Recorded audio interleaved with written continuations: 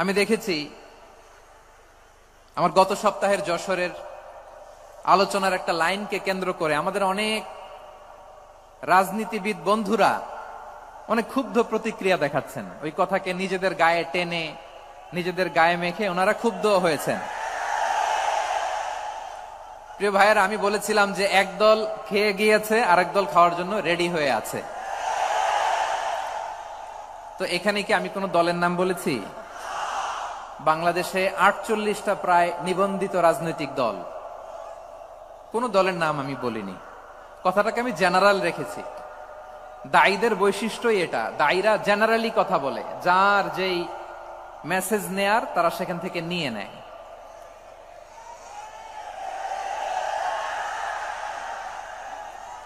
তো কোন দল এটা নিয়ে কোনো কথা বলল না। আপনারা এটাকে নিজের গায়ে যে মাখালেন, এটা ঠিক হয়নি।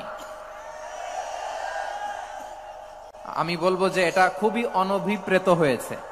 কোন দলকে টার্গেট করে বা কোন দলের পক্ষে আমরা কখনো কথা বলি না। আমরা কোরআনের পক্ষে কথা বলি, ইসলামের পক্ষে কথা বলি, ঠিক কিনা বলেন?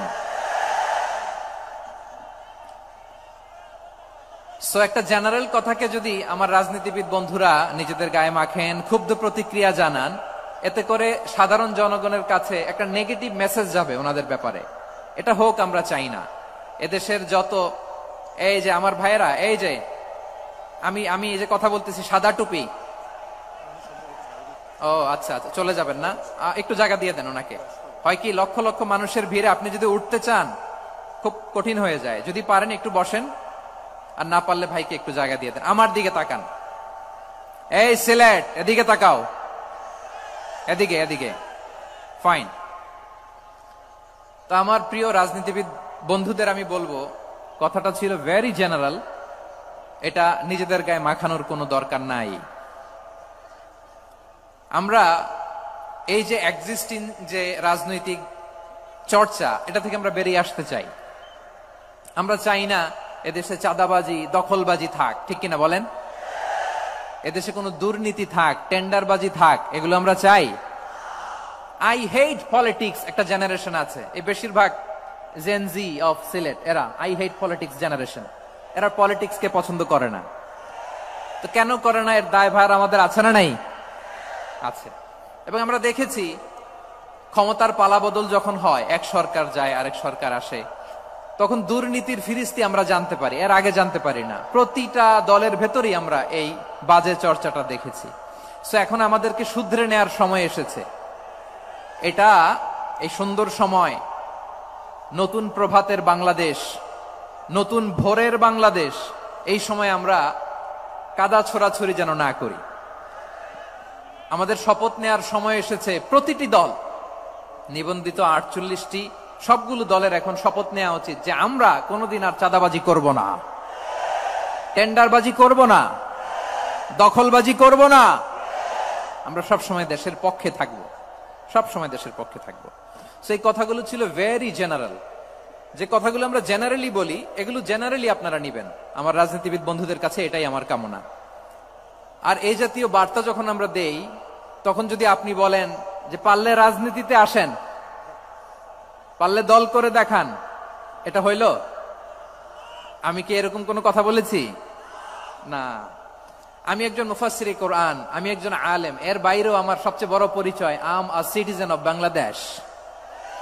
আমি বাংলাদেশের একজন সাধারণ নাগরিক। আমার দেশের যে কোনো সমস্যা, যে কোনো ইনকনসিস্টেন্সি, অসঙ্গতি নিয়ে মত প্রকাশের স্বাধীনতা আমার আছে না নাই? আপনারাই তো বাক স্বাধীনতার কথা বলেন, ফ্রিডম অফ স্পিচের কথা বলেন, বাক স্বাধীনতার কথা বলেন। আপনারাই যদি আবার কোন মন্তব্যের কারণে বলেন যে রাজনীতির মাঠে আসেন, দল করেন, দেখি কতটুকু পারেন, এটা ঠিক হবে না। তাই প্রিয় ভাইয়ের, আসুন আমরা দল মত নির্বিশেষে কাঁধে কাঁধ মিলিয়ে সোনার বাংলাদেশ গড়ি, দুর্নীতিমুক্ত বাংলাদেশ গড়ি, যে বাংলাদেশের জন্য রক্ত দিয়েছে আবু সাইদ, যে নতুন ভোরের বাংলাদেশের জন্য রক্ত দিয়েছে মুগ্ধরা, যে নতুন বাংলাদেশের জন্য রক্ত ঝরিয়েছে 24-এর যে গণ অভ্যুত্থানের প্রত্যেকটি শহীদার। আওয়াজ করে বলেন ঠিক কিনা?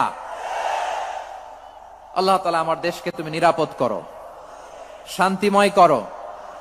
আমরা যেন স্বাধীন, সার্বভৌম বাংলাদেশে মাথা উঁচু করে বিশ্ব দরবারে দাঁড়াতে পারে। আল্লাহ তুমি তৌফিক দান করো।